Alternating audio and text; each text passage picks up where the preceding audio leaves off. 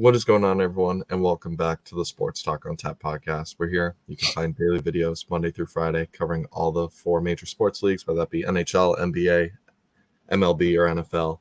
We're here to talk whether it be games, news, highlights, or just recently the NBA draft. But in today's episode, we're going to take a look at another team-focused episode where we head down to the Motor City, or head up, I guess we could say, for the Detroit Lions. And what do they need to do, Nick, to get back to the NFC Championship game and possibly win it, and then from there go on to win the Super Bowl? I'm curious where you want to start with this. I'll let you have like your first take or however you wrote it up for the Detroit Lions to get back to this spot. Okay. I think they should really stick true to what they did last year, like offensive scheme wise, because we saw how well that worked. Like they were a top 5 offense. We ranked them in the top offenses yesterday, and they did nothing but add pieces.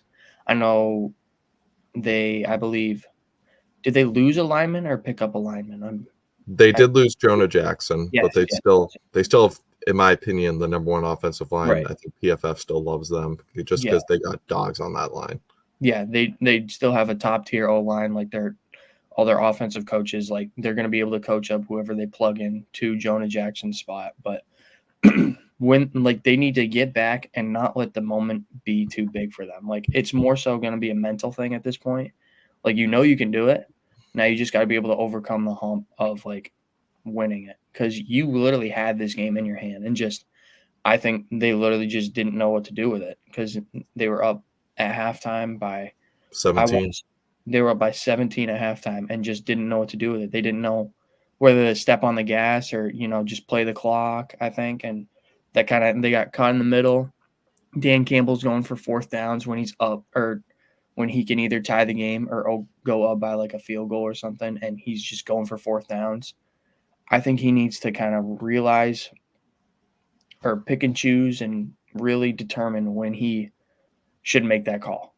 Because I get last year, and really since Dan Campbell's been there, it's been like we're gonna be so aggressive. We don't want to punt. We want to, run it down your throat, take away opportunities from you anytime we can. The whole bite off your kneecaps thing. But I think he needs to start growing and realizing when to do that, like when to attack, when to, pull it back and just say, okay, we're going to take our points here because these are a big 3 points, in the last 5 minutes of a game that might win or lose us this game. And the 49ers kind of just had more experience at that point, and they were rolling at home, like they were coming back. So, maybe on the defensive side of the ball, they've got to, work on stuff. They definitely have pieces. Just they got to, let it all click. Maybe Aiden Hutchinson has a breakout year and really helps them out. Like if he can get, 15 plus sacks and be, the freak of nature that he is, because, we see him picking off balls like TJ Watt and also picking up sacks. He's a great overall defensive player. So I think mentally for the coaching and the players, knowing how to get over the hump, and then scheme wise, just fix up the defense. Don't allow teams to throw the ball all over the place down the field on you. So those are probably my 2 main. I like that.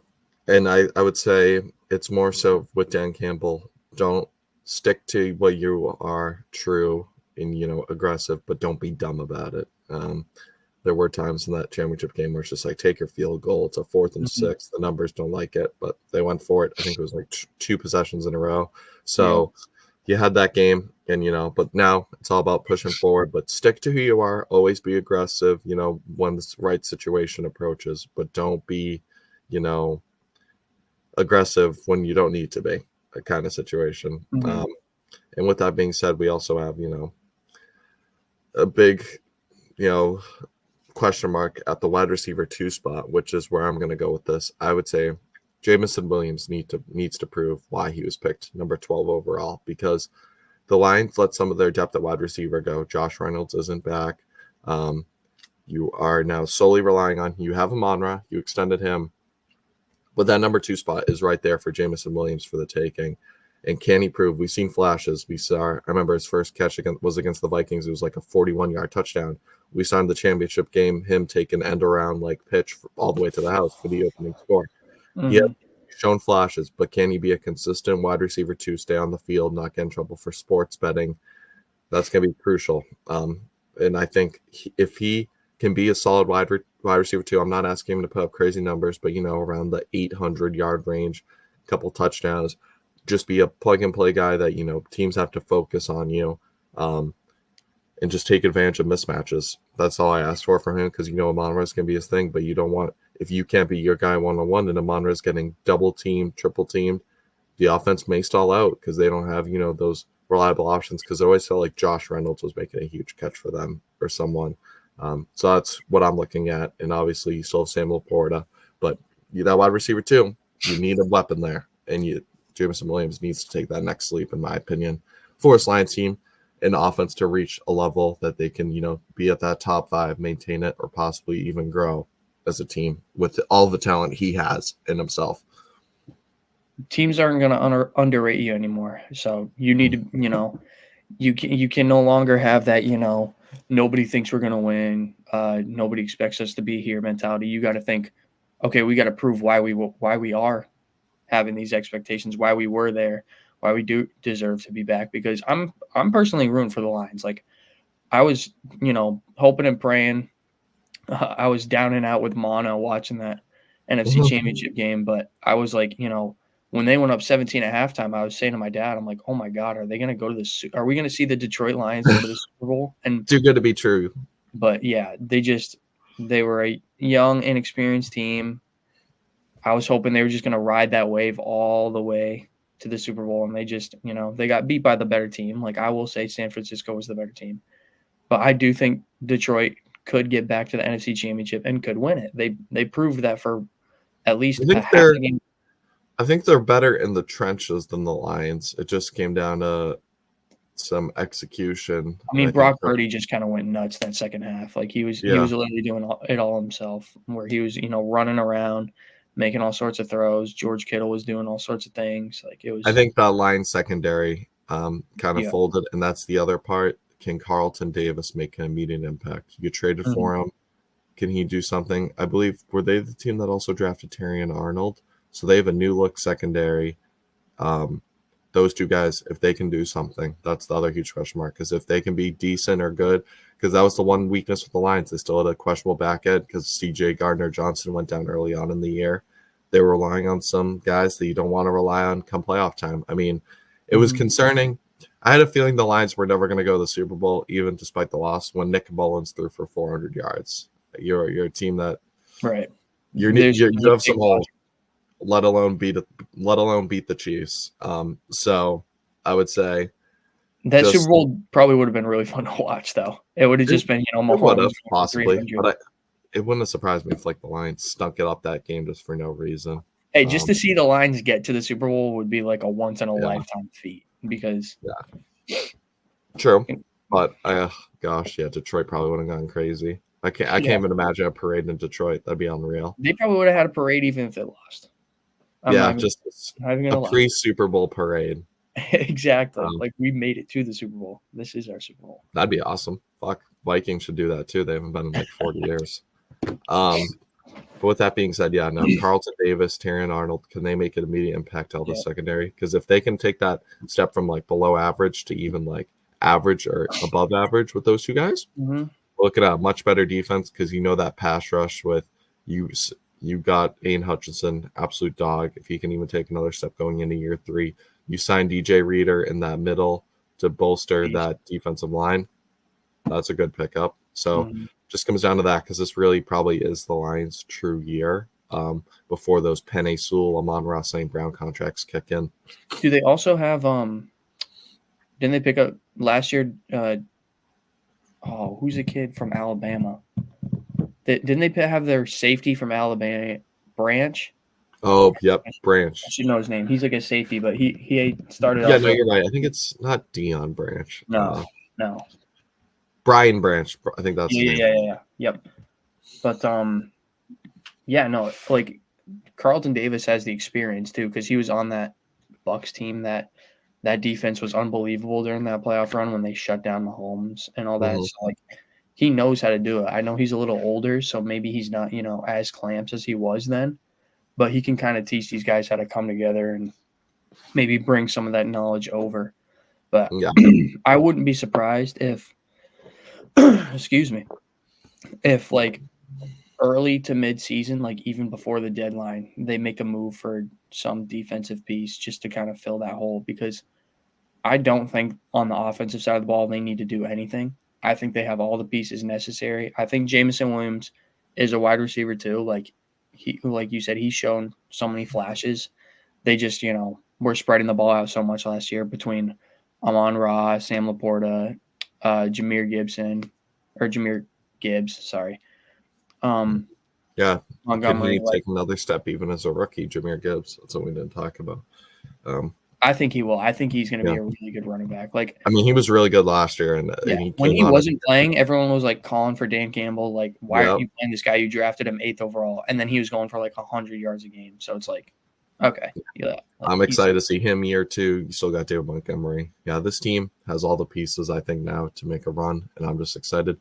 But once again, I think the biggest thing will be Dan Campbell not screwing them up in the regular season, even not being overly aggressive at times and, costing the team wins, because you ultimately want to play for home field advantage for a reason. We saw how important it was for Detroit. They won their 2 home games. So if they could, stay atop, because I feel like a team like Green Bay or Chicago, or I think mainly Green Bay for me, if they come out of the gate swinging, Detroit could fall behind a little bit. So just continue to pick up the momentum you had from the end of last year. And I would also say just one more thing is try and just beat the really good teams. I know that's easier. That was one thing I was going to add too. Because they got punked by the Ravens. I remember last year. Yeah.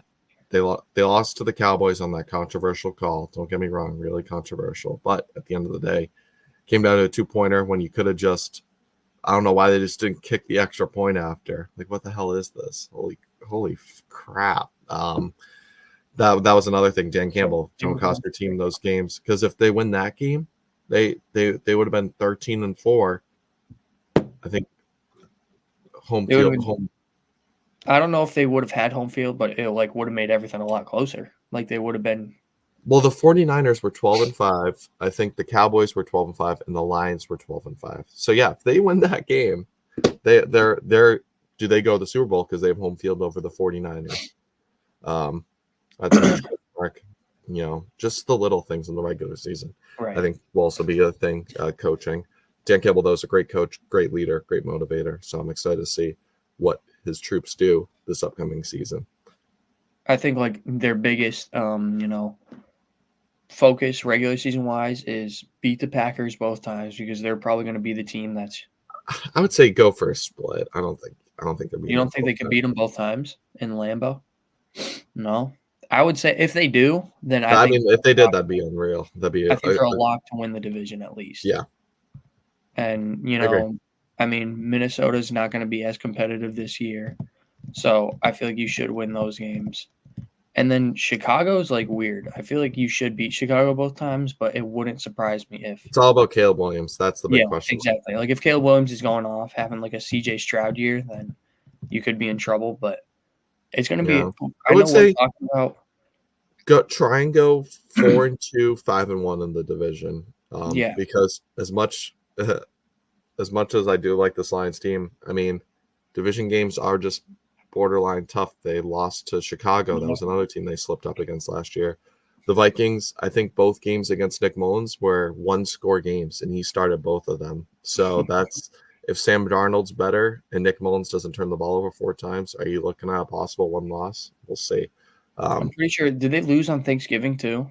Yep, that was to the Packers though. That was at the time it was a huge upset because Jordan Love still wasn't that great, and everyone. Yeah, that's right. That was when the Packers went on their run. Yeah, that was the start of their run. So yeah, but I mean, you look back games at Chicago, because Chicago last year was bad, and just getting punked by Baltimore. Obviously, you're going to lose to them, but lose a little bit more respectively.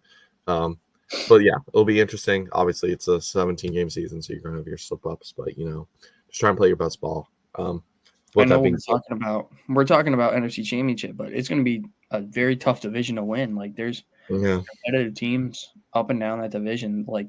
Yeah, the If worst Sam teams Darnold probably. plays good, the Vikings could win 9 or 10 games if Sam Darnold's, Yeah, that's the playing whole thing. Vikings are on par. considered the worst team in the division, and their over/under still at like 7 wins. So Right. that's a bar where like shit. If they hit the over even by just a couple, they're already at 9 wins.